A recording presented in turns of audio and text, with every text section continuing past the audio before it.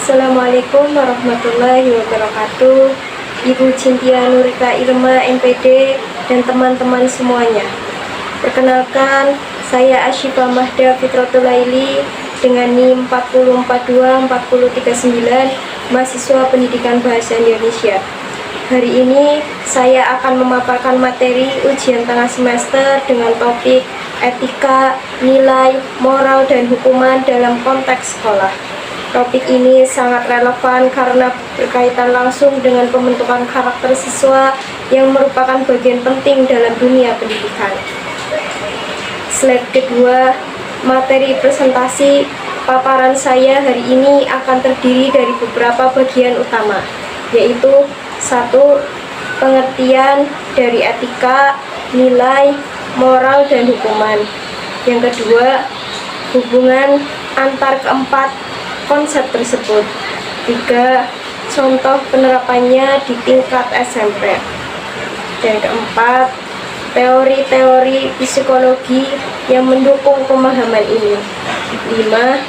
Dampak positif yang bisa dirasakan jika konsep ini diterapkan. Dan yang keenam, dan terakhir, kesimpulan dari seluruh pembahasan.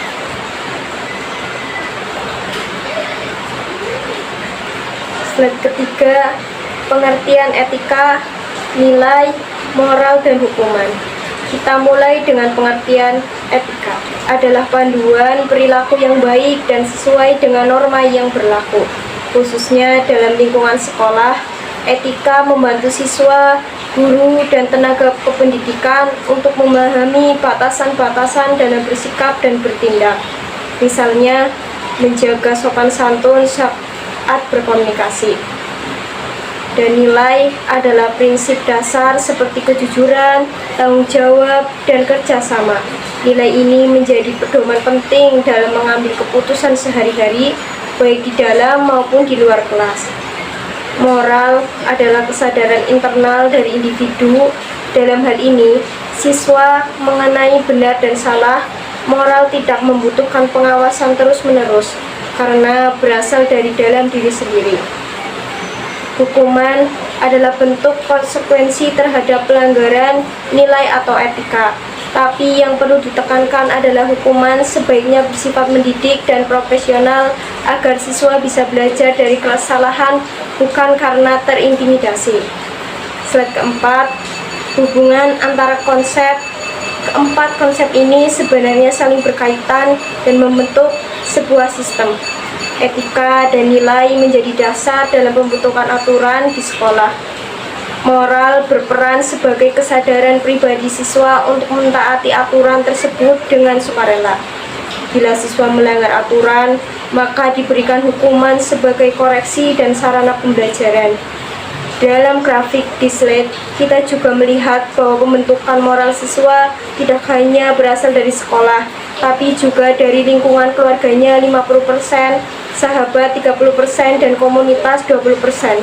Ketiganya sangat mempengaruhi bagaimana seorang anak bersikap di sekolah. Slide kelima, contoh kasus di SMP.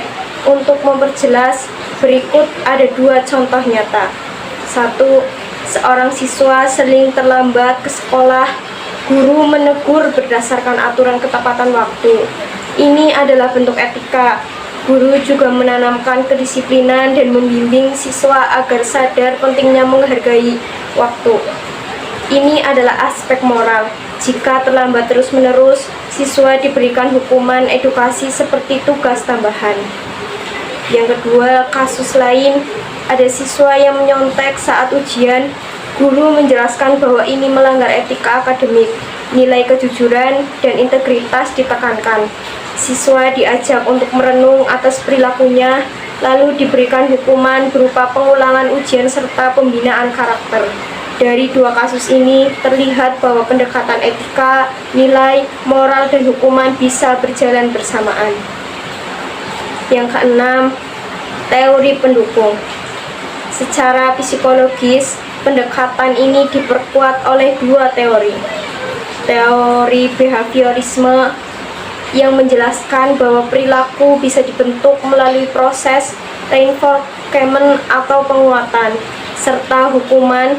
Jika hukuman diberikan secara konsisten dan proporsional, maka akan menekan perilaku negatif. Teori perkembangan kognitif menjelaskan bahwa siswa SMP berada pada tahap operasional konkret menuju operasional formal. Mereka mulai bisa berpikir logis, memahami aturan, serta memiliki kemampuan menilai konsekuensi dari tindakan mereka. Slide ke-7, dampak positif penerapan. Jika keempat konsep ini diterapkan secara seimbang di sekolah, maka akan ada banyak dampak positif, antara lain meningkatkan kesadaran dan rasa tanggung jawab siswa, membentuk kebiasaan disiplin dan semangat belajar yang lebih tinggi, mengurangi perilaku menyimpang seperti mencontek, membolos, atau melawan guru, dan yang paling penting, membentuk karakter siswa yang berlandaskan nilai moral yang akan menjadi bekal mereka dalam kehidupan bermasyarakat.